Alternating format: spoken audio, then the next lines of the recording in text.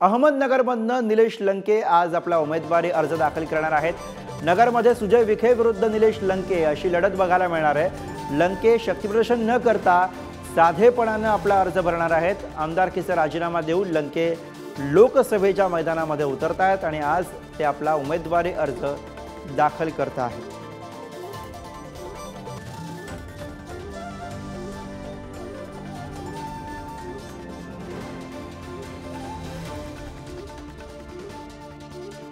तर नगरमध्ये सुजय विखे विरुद्ध निलेश लंके अशी लढत बघायला मिळणार आहे आणि लंके आज आपला उमेदवारी अर्ज दाखल करत आहेत। शक्तिप्रदर्शन न करता लंके उमेदवारी अर्ज दाखल करणार आहेत।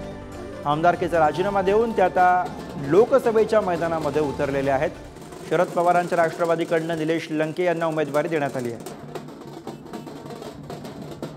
चांगली गोष्ट आहे भरणं आहे, जी तयारी केली त्यामुळं फॉर्म भरणं तर गरजेचंच आहे ना। काय तो येणारच आहे, निवडून दिलेलं जाणारच होतं, कारण लोकांचं मन जिंकलेले आहे सर्वसामान्याची, त्यामुळे ते काही अडचण नाही येणार।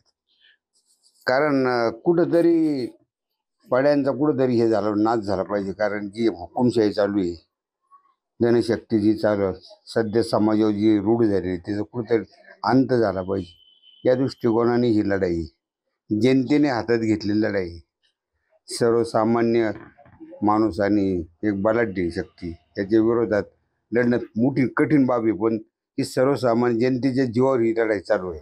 आपल्या मुलांनी फक्त माणसं कमावली, पैसा नाही कमावला, आणि आतापर्यंत सगळं समाजसेवा म्हणजे कुठं आता मी 20 दिवस बाहेर फिरते, तिकडं श्रीवंत तालुक्यात, इकडं रावरी, तिकडं चौकट सगळं ते म्हणजे आम्हाला लंके साहेब पाहिजे। कामाचा माणूस आहे, काम करणं, वेळे काढल्या, दुःखात सुखात काम सहभागी 24 तास मोबाईल चालू, रात्री 2 वाजता 3 वाजता मी समाजसेवा सारखं बाहेर कंट्रोल बाहेरच। तर निलेश लंके आज आपला उमेदवारी अर्ज दाखल करतात आणि त्यापूर्वीची त्यांच्या आई वडिलांची प्रतिक्रिया आपण बघितली। थेट जाऊयात नगरमध्ये। उमेर सय्यद आपले प्रतिनिधी आपल्यासोबत आहेत। उमेर, निलेश लंके आज उमेदवारी अर्ज दाखल करतायत, त्यांची एकूणच खूप लोकप्रियता आहे, मात्र आज कोणतेही शक्तिप्रदर्शन ते करत नाही आहेत। काल सुजय विखेंचं शक्तिप्रदर्शन आपण बघितलंय, पण लंकेंनी साधेपणाने अर्ज भरायचं ठरवलंय। कसा प्रतिसाद दिसतोय?